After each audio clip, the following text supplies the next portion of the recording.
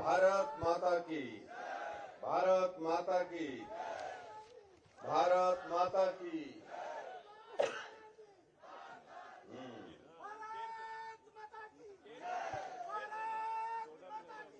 वाह, मजा आ गया है। आओ आओ आओ, चलो ठीक है, ठीक है। आज की इस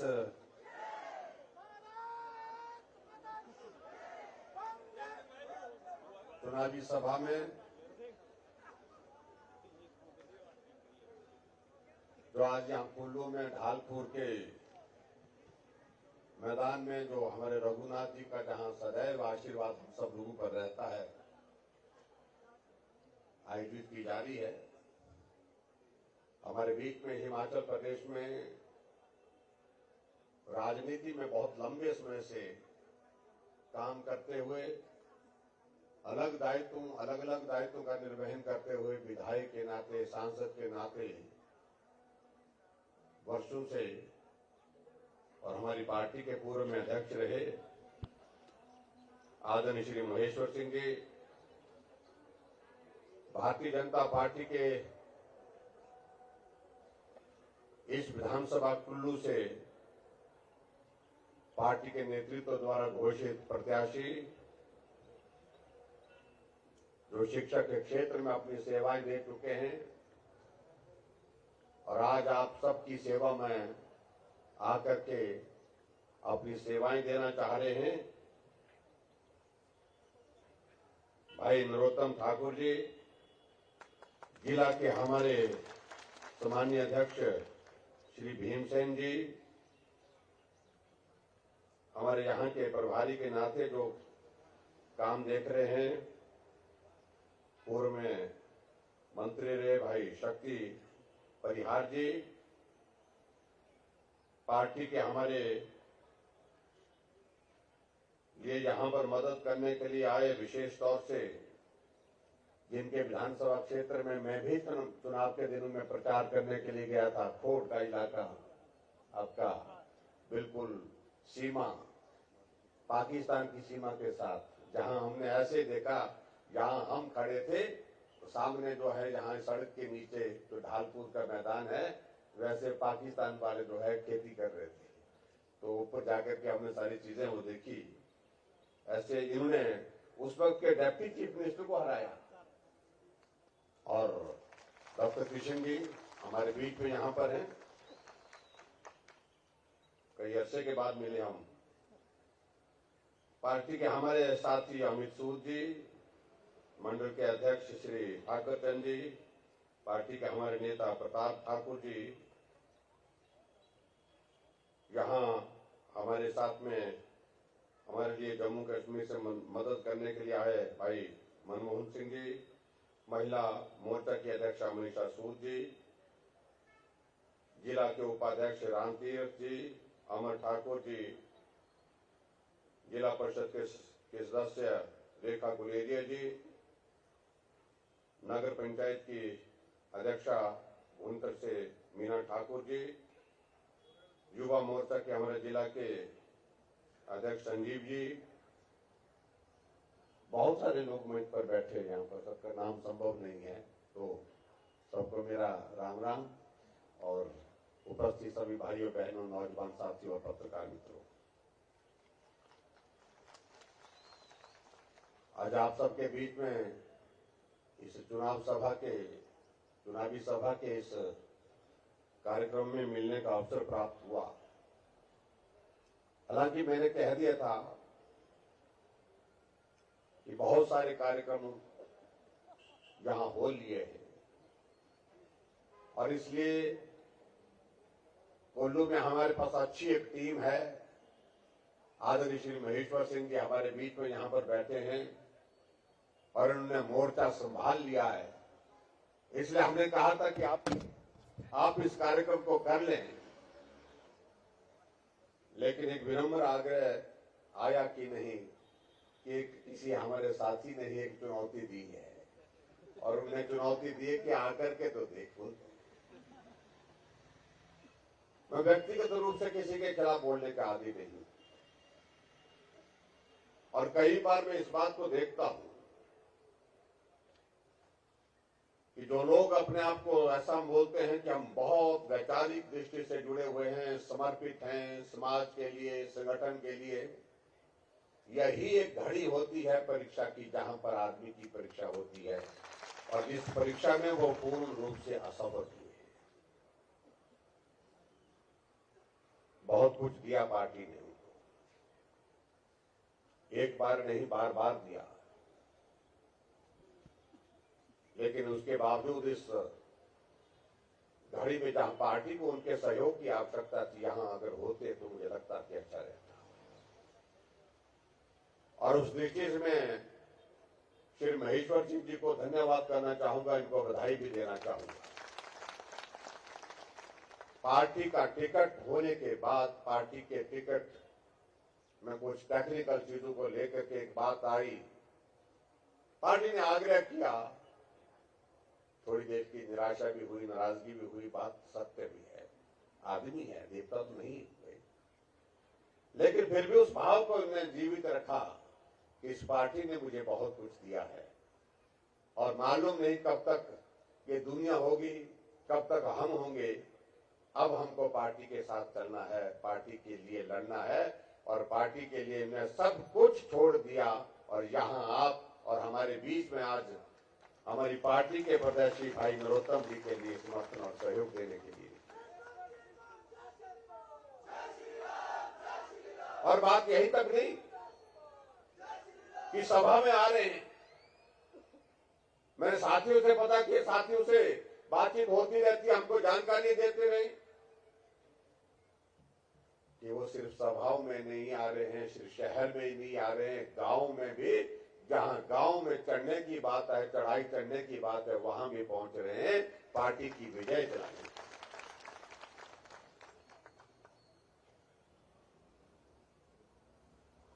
यही मैं इस बात के लिए मैं कह रहा हूं, कई बार जब परीक्षा का कोई घड़ी आती है, तो दौर आता है, वहां आदमी का पता लगता है।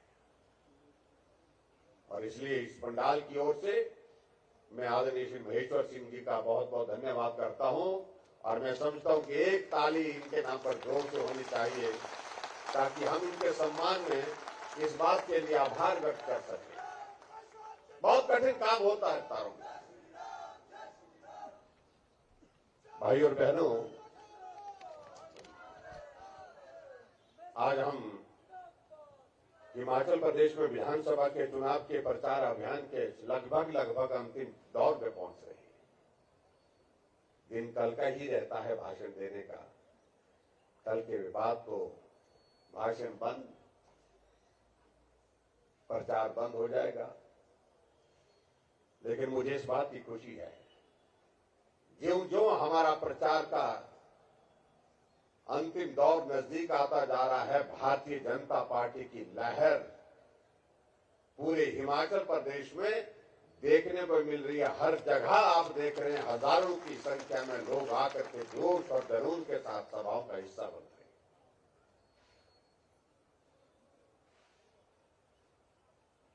और ये अगर ये श्रेय जाता है हमारे पार्टी के समर्पित कार्यकर्ताओं को जाता है, अगर ये श्रेय दूसरा किसी को जाता है तो हमारे देश के यशस्वी प्रधानमंत्री नरेंद्र मोदी जी को जाता है, जिनका चेहरा देख करके लोगों को कुछ करने को मन नहीं करता, कुछ कहने को मन नहीं करता। एक ही भाव जागृत होता है कि यही चाहिए, हमेशा चाहिए, सबके लिए, जो सेवा के भाव के साथ काम करने के लिए प्रेरित करते हैं और देश का नेतृत्व करते हुए देश को मजबूती दे रहे हैं। हम इनको कमजोर होते नहीं देख सकते हैं, कमजोर नहीं कर सकते हैं। हम उनको ताकत देने के लिए खड़ा होना चाहिए। और ये हिमाचल की बात नहीं, पूरे देश में अगर देखें, जिन जिन राज्यों में चुनाव हो रहा है, पहले किसी की भी पार्टी रही हो, लेकिन चुनाव का परिणाम क्या निकल रहा है, भाजपा की सरकारें बनती। पूरे देश चाहता है कि हम नरेंद्र मोदी जी को ताकत दें। पूरा देश का हर राज्य चाहता है कि नरेंद्र मोदी लंबे समय तक इस देश का नेतृत्व करें। और ऐसे में हिमाचल पैसे पीछे कैसे रहेगा? जिस हिमाचल को नरेंद्र मोदी जी कहते हैं, ये अपना हिमाचल, ये मेरा हिमाचल, जहां जिंदगी का बहुत बड़ा वक्त गुजरा है, कैसे रह सकते हम पीछे? आप कल्पना करिए, आजादी के 75 वर्षों में एक प्रधानमंत्री मुझे फोन करते हैं कि जयराम, मैं चाह रहा हूं कि अब की बार कुल्लू का दशहरा देखा जाए। मैंने कहा, जी दशहरा देखने के लिए आपका अभिनंदन है, स्वागत है, लेकिन मैं साथ में एक लाइन और मैंने कह दी। मैं कहा, सर बाकी तो ठीक है, लेकिन वो हमारा दशहरे की एक सेट, एक प्रोटोकॉल है, एक व्यवस्था है, वो देव संस्कृति के अनुसार चलती है, वहां सभा का आयोजन नहीं हो पाएगा। उन्होंने कहा, सभा नहीं, बिल्कुल नहीं, सभा तो बिल्कुल ही नहीं करनी। मैं गया हूं पहले, मुझे मालूम है, मैं दर्शन करने के लिए आ रहा हूं। देश के प्रधानमंत्री ये कहते हैं कि मैं सिर्फ दर्शन करने के लिए आ रहा हूं, रघुनाथ जी का आशीर्वाद, देवी देवताओं का आशीर्वाद लेने के लिए आ रहा हूं। मैंने कहा, ठीक है।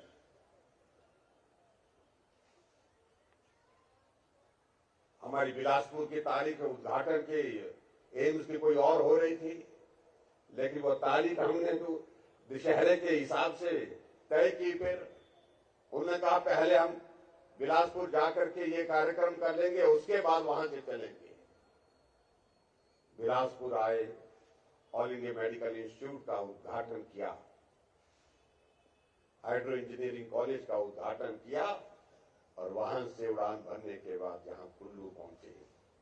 और कुल्लू पहुंचने के बाद साथ में एक बात और हुई, जब उन्होंने कहा कि मुझे दर्शन करने के लिए रघुनाथ जी के पालकी के पास जाना, रथ के पास जाना है। मैंने कहा, सर हमने वो प्रयत्न किया था, लेकिन आपके सुरक्षा वाले कह रहे हैं कि ये संभव नहीं है। उन्हें इंचार्ज को, जो सुरक्षा के इंचार्ज थे वहां पर, उनको बुलाया।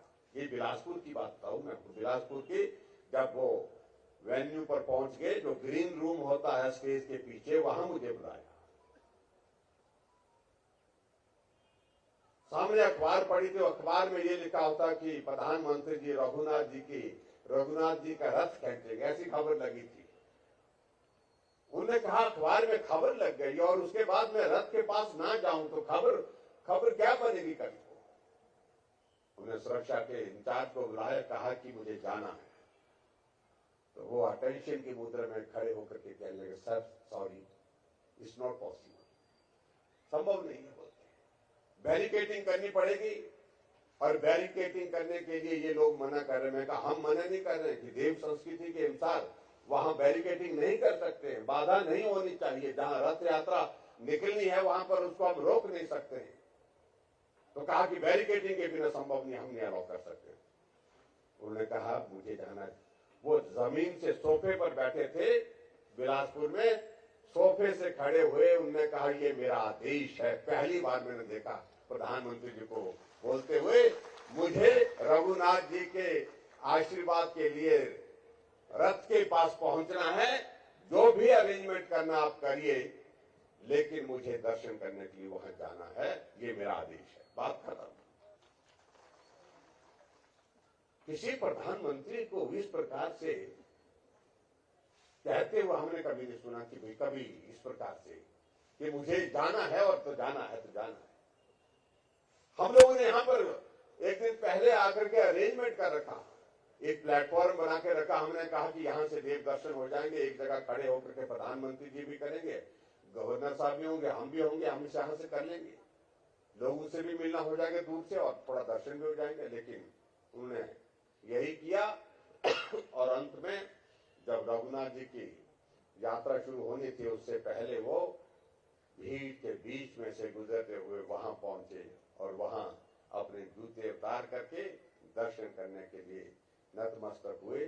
सच कह रहा हूं कि देव संस्कृति को इस प्रकार का सम्मान देना, यह हम सब हिमाचल वासियों के लिए गर्व करते हैं। और यही नहीं, उसके पश्चात वो उस प्लेटफॉर्म पर खड़े हुए 15 मिनट से ज्यादा समय तक हाथ जोड़ करके, आंखें बंद करके बाकी सारे देवताओं को, देवी देवताओं को नमन करते हुए खड़े रहे। हमारी हिमाचल प्रदेश की देवभूमि के सभी देवताओं को प्रणाम करके खड़े रहना, हमारी संस्कृति को सम्मान करना, ये भी हमने कभी देखा नहीं था। पहले प्रधानमंत्री जी ऐसा करते, औपचारिकता करते, नमस्ते कर ली, होकर के चले गए। और मुझे तो एक साथी ने मुझे कहा कि हम भी साथ खड़े थे, क्योंकि फोटो हमारा भी आ रहा था। तो फोटो आ रहा था तो प्रधानमंत्री जी ने ना आंखें खोली ना हाथ छोड़े, वो हाथ जोड़ करके खड़े रहे।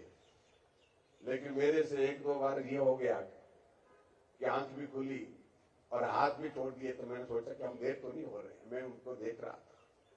तो उन्होंने मुझे कहा, देखिए ये सारी चीजें जहां जिस तरह से आपको प्रधानमंत्री जी ने किया, वहां पर दर्शन किए, वैसे आपको भी करने चाहिए। तो मैंने कहा भाई मेरे से तो नहीं हो पाया, लेकिन प्रधानमंत्री जी ने किया, इस बात के लिए हम सचमुच में कभी जिंदगी में भूल नहीं सकते। उन्होंने जिस प्रकार से सारी चीजों को वहां पर किया,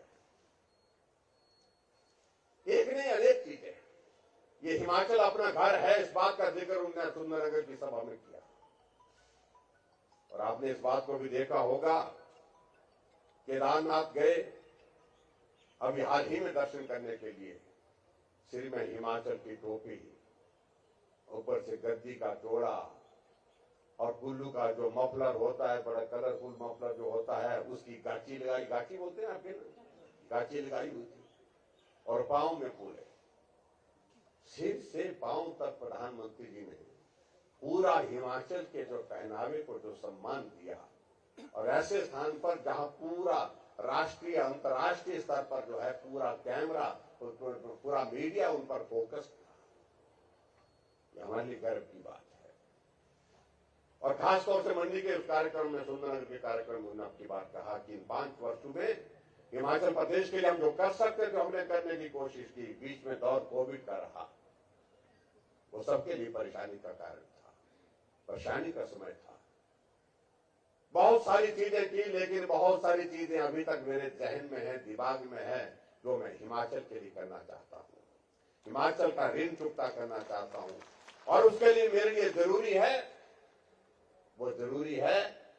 वो तभी संभव है वो सारे काम करना जब हिमाचल में भी भारतीय जनता पार्टी की सरकार फिर से बनेगी। और यहां हमारे कैंडिडेट जी ने, गौतम जी ने अपनी बात कही, उन्होंने जिक्र किया कि प्रधानमंत्री आवास योजना का जिक्र जो प्रधानमंत्री जी ने किया, 5 वर्ष कांग्रेस पार्टी की सरकार रही, केंद्र से पैसा आता गया, अन्न यूटिलाइज पैसा पड़ा रहा, वापिस चला गया, पैसा नहीं खर्चा, क्योंकि ये काम करने से प्रधानमंत्री को श्रेय जाएगा। इसलिए काम नहीं करना कि ये केंद्र सरकार की योजना है, मोदी जी को श्रेय जाएगा, भाजपा को श्रेय जाएगा। इस भाव के साथ 5 वर्ष गुजार दिए उन्हें, और उन्हें 5 वर्षों में 15 घर बनाए, और हमने 5 वर्षों में 10,000 मकान बना करके दिए। काम की बात को तो मैं समझता हूं वो एक तरफ रह गई, लेकिन आज तो सारी बातें अलग तरह से सोचने की हो गई। अगर हम कह रहे हैं कि भारतीय जनता पार्टी की सरकार की जरूरत क्यों है, हमारे कांग्रेस के मित्र जब प्रश्न पूछते हैं कि भाजपा को क्यों देना चाह रहे हैं, भाजपा को इसलिए देना चाह रहे हैं लोग वोट कि उन्होंने अपनी आंखों के सामने धारा 370 को खत्म होकर देखा है। जहां जम्मू कश्मीर के हमारे साथी बैठे हैं, इन्हें मालूम है धारा 370 का अभिप्राय क्या होता, इसलिए भाजपा के साथ चलना ये मन करता है। भाजपा के साथ इसलिए चलने का मन करता है, इस देश और इस प्रदेश की जनता का जो हम नारा लगाते थे हमेशा कि राम लला हम आएंगे, मंदिर वही बनाएंगे, और इस भाव को हम कहते थे, जाहिर तो करते थे, लेकिन दिल को तसल्ली देने के लिए करते थे। मालूम होता था कि हमारे बुजुर्ग भी यही कहा करते थे, यही नारा लगाते थे, लेकिन दुनिया से चले गए, लेकिन अपनी आंखों के सामने राम मंदिर के निर्माण का काम शुरू होते नहीं देख पाए।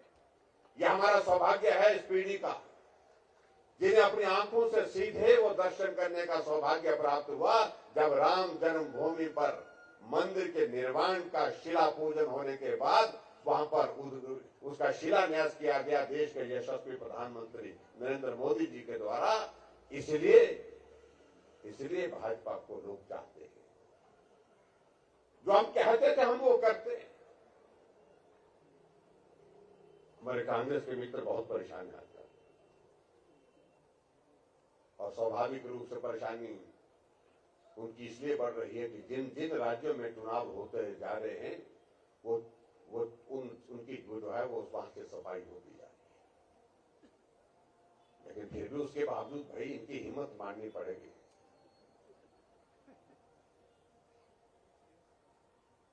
हल्ला ऐसा डालते हैं, शोर ऐसा डालते हैं कि जैसे वो मालूम नहीं क्या कर रहे हैं। हमने एक नारा दिया हिमाचल प्रदेश में कि हम हर बार हम चुनाव लड़ते हैं तो हम सरकार बनाने की बात कहते हैं, हम अपनी बनाने की बात कहते हैं, दूसरे अपनी बनाने की बात कहते हैं। इसलिए हमने तय किया, मैंने कहा कि इसको नारे से थोड़ा हट करके बोलना चाहिए। ये तो हर चुनाव में हम करते हैं। हिमाचल प्रदेश में जब विधानसभा का चुनाव होता है कि हमारी सरकार बनेगी, वो बोलते हैं हमारी बनेगी। अब की बार हमने थोड़ा हट करके बोला कि हिमाचल प्रदेश में सरकार बनेगी तो सिर्फ भाजपा की बनेगी, भाजपा की ही बनेगी, ये तो तय है। लेकिन उसके साथ साथ अब की बार हम रिवाज बदलेंगे और लंबे समय के लिए ये 5-5 साल वाला ये जो रिवाज बना है इस रिवाज को बदलेंगे। इस बात को लेकर के जब हम कहते हैं तो रिवाज से बहुत परेशानी होती है। बोलते रिवाज की बातें मत करो। हमने कहा क्यों परेशानी के रिवाज में क्या आपको अनपार्लियामेंट्री लैंग्वेज लग रही है, कोई इसमें कोई आपको अपशब्द लग रहा है? हमें गाली तो नहीं दी, हमने कहा रिवाज बदलेंगे। नहीं बोलते, इसलिए हम देखिए ये हमारे दिल को लगती है बुरी लगती है, बोलते हैं खराब लगती है बात, क्योंकि बारी के हिसाब से तो बारी मारी है बोलते हैं। मैंने कहा वही रिवाज तो खत्म हो गया पूरे देश में भाई। दीवार पर लिखी हुई इबारत को पढ़ने की कोशिश करो बारी के हिसाब से। तो आप उत्तराखंड में भी यही कह रहे थे कि हमारी बारी है, लेकिन बारी नहीं आई। धामी जी थे, फिर धामी जी आ गए। बारी के हिसाब से आप उत्तर प्रदेश में कहते थे, आप मणिपुर में कहते थे, गोवा में कहते थे, लेकिन बारी तो नहीं आई। और इसलिए हमने कहा ये बारी का रिवाज नरेंद्र मोदी जी ने खत्म कर दिया है और अब की बार भाजपा की सरकार होगी, निश्चित रूप से होगी। इसलिए हमने कहा ये रिवाज बदलने की बात हम इसलिए कह रहे हैं कि लंबे समय से यहाँ हिमाचल प्रदेश में लोगों के दिमाग में बैठी बात है। सरकार का मतलब लोगों के लिए क्या हो गया था कि 5 साल, सरकार का मतलब 5 साल। भाई सरकार का मतलब 5 साल नहीं, यहाँ गुजरात में सरकार का मतलब, भाजपा की सरकार का मतलब हो गया 27 साल हो गए। 27 साल, ये 27 साल अगर गुजरात में हो सकते हैं तो हिमाचल प्रदेश में भी हो सकते हैं। एक शुरुआत करने का एक अवसर आता है, मौका आता है। हमने कई भाषण में ऐसी बातें कही तो हमारे किसी कांग्रेस के एक नौजवान ने सुनी, जो राजनीति में अभी आए हैं, दौर शुरू हुआ है, तो वो कई बार वो अपने पिता की नकल मारते मारते उनसे भी आगे निकलने की बातें कहते थे कि रिवाज नहीं बदलेगा, रिवाज नहीं बदलेगा, रिवाज बना रहेगा। और ऐसे ऐसे कहते कहते रिवाज तो बड़े बड़े लोग नहीं बदल पाए बोलते हैं। 6 बार मुख्यमंत्री रहे, वो भी नहीं बदल पाए। जयराम की खेत की मूली है, ऐसा कह दिया। मैंने कहा मुझे मूली बोलो, गाजर बोलो, जो मर्जी बोलो, लेकिन तुम लोगों के दिमाग में कुछ जो बात आ गई है, बड़े बड़े लोग, ये किसी तरह से भी उचित नहीं है। और हमने भी एक बार नहीं अनेक बार देखा है, जब छोटे लोग इकट्ठा हो जाते हैं तो बड़े बड़े लोगों का दिमाग भी ठीक कर देते हैं। और इस बात को, मेरा शब्द जो है उनको बुरा लगेगा, लेकिन एक बात सत्य है,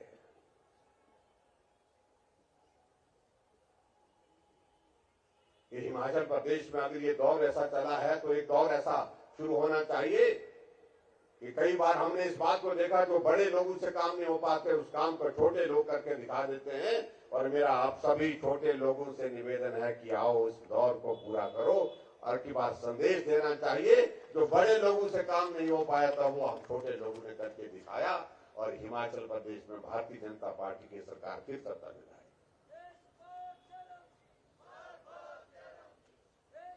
कोई लंबा भाषण करने की आवश्यकता नहीं, मैं समझता हूं। हमने हिमाचल प्रदेश में 5 वर्ष के कार्यकाल में जो गरीब के करीब रह करके जो काम किए जा सकते थे वो करने की कोशिश की है। और इसलिए आदरणीय प्रधानमंत्री जी ने कहा कि आपने केंद्र की योजनाओं को आगे बढ़ाने का काम किया, और उसी तरह से आज मैं इस बात को मैं कह सकता हूं, अगर ये कोविड का दौर नहीं रहा होता तो हिमाचल प्रदेश में मैं दावे के साथ कह सकता हूं कि और भी बहुत सारी चीजों को हम करने की स्थिति हो पाती है। जहां तक कुल्लू विधानसभा क्षेत्र की अगर बात है, जब भी मेरा आपके यहां पर कुल्लू में आना हुआ, जहां भी आप लोगों ने कहा कि ये काम होना चाहिए, आदरणीय महेश्वर सिंह जी ने जो कहा, जहां जो बोला, उस काम को पूरा करने के लिए हमने पूरी कोशिश की है। एक एक काम जो भी हुआ है इनके कहने पर किया है, भाजपा के सब साथियों के कहने पर किया है। और मैं इस बात को महसूस करता हूं कि पिछली बार जो कमी रह गई थी, अब की बार उस कमी को मत छोड़ना, किसी सूरत मत छोड़ना।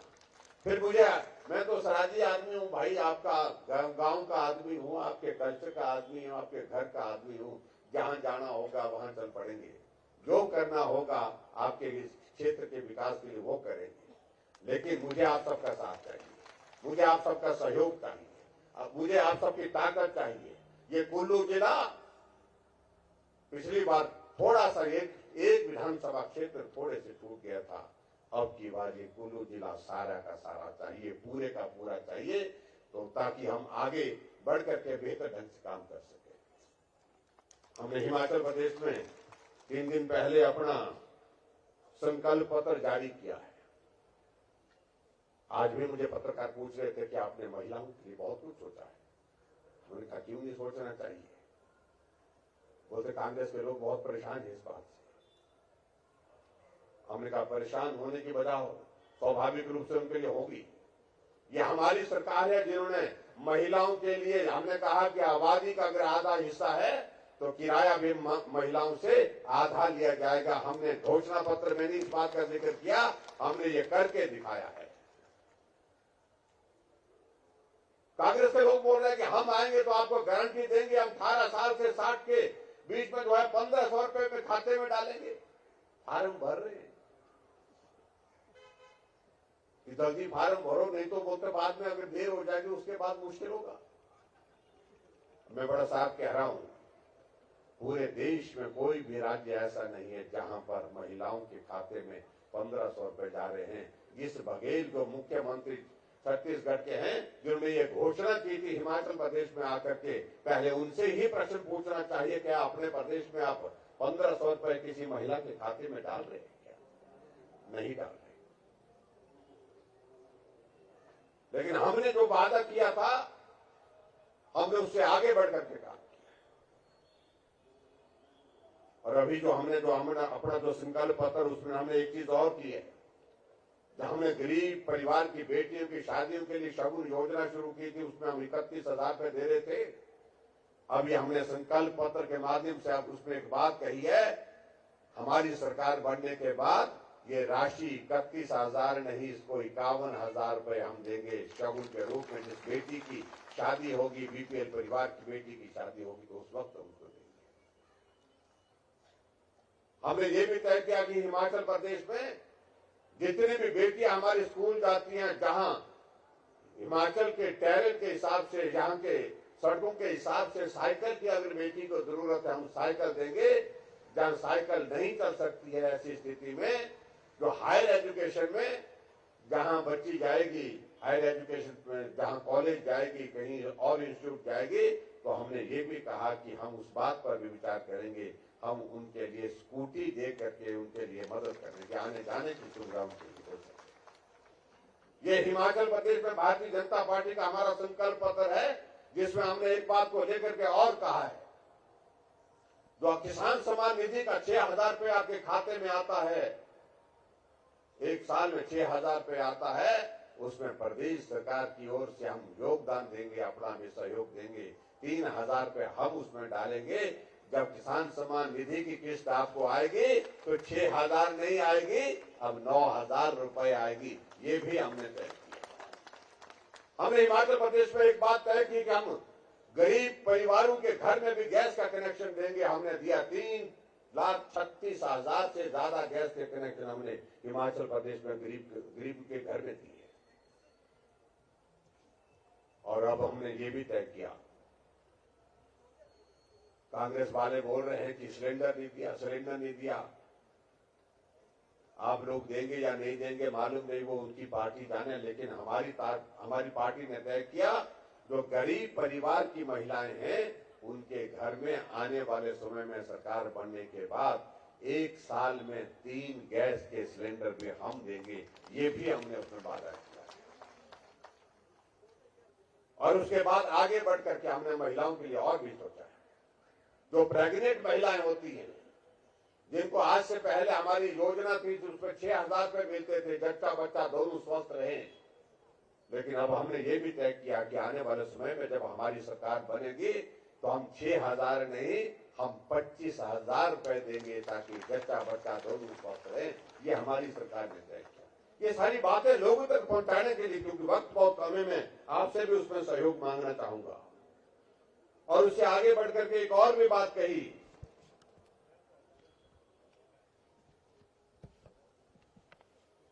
जिस बात को लेकर के कांग्रेस के लोग बहुत परेशान हैं।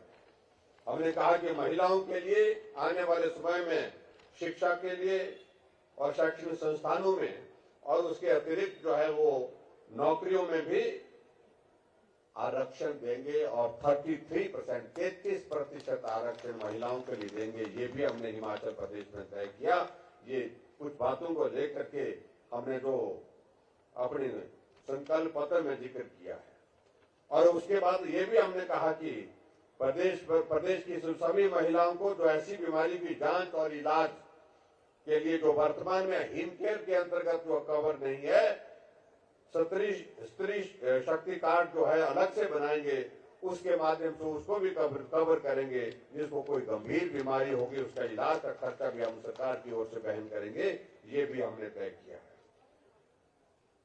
और एक नहीं और चीजों को लेकर के भी हमने हिमाचल प्रदेश में बहुत सारी बातों का जिक्र किया है।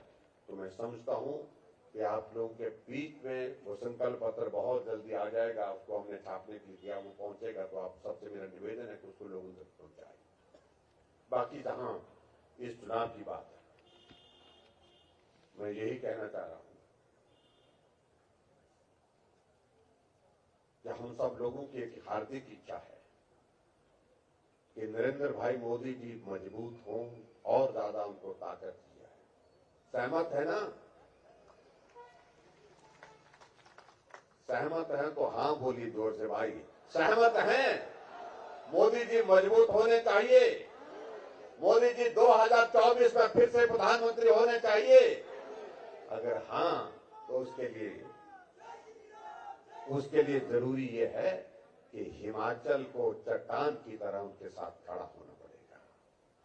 और खास तौर से इस बात को लेकर के देवभूमि कुल्लू में निवेदन करने के लिए आया हूं आप सबसे कि जहां देव दर्शन के लिए प्रधानमंत्री जी सारी बाधाओं को तोड़ करके आए, आप सबके बीच में हमारा जिम्मा और भी ज्यादा बनता है। आओ हम सब लोग आज देवभूमि के लोग देव संस्कृति को समरण करते हुए संकल्प लें कि कुल्लू से 4 सीटों पर भारतीय जनता पार्टी की जीत को सुनिश्चित करेंगे।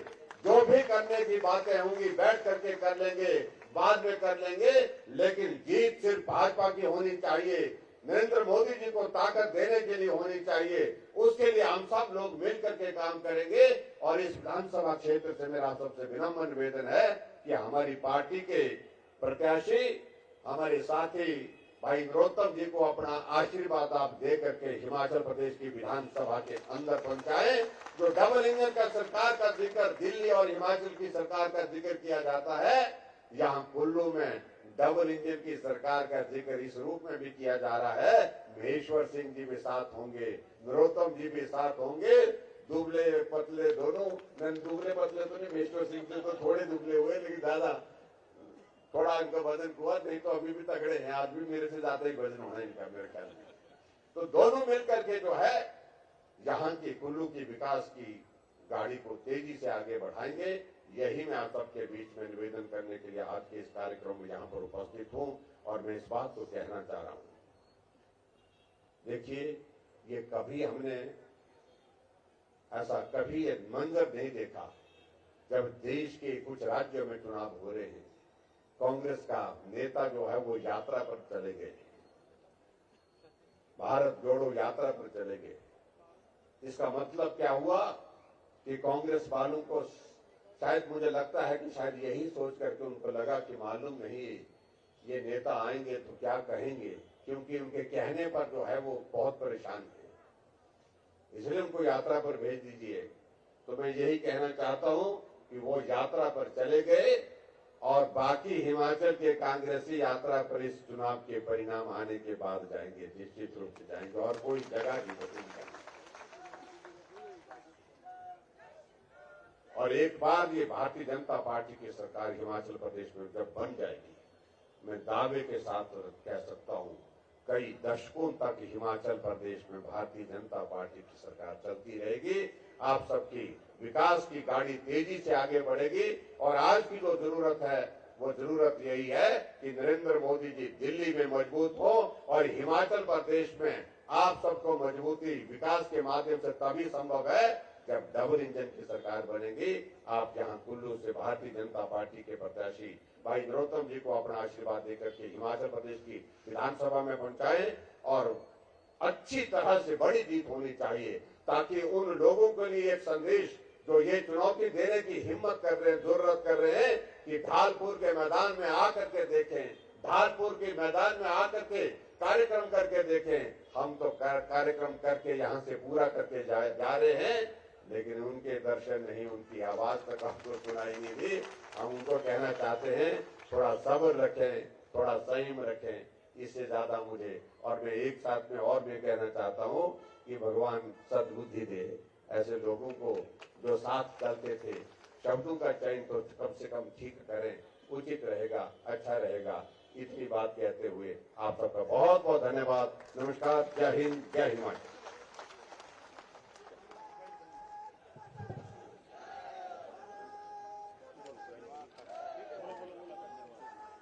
धन्यवाद मान्यवर मुख्यमंत्री।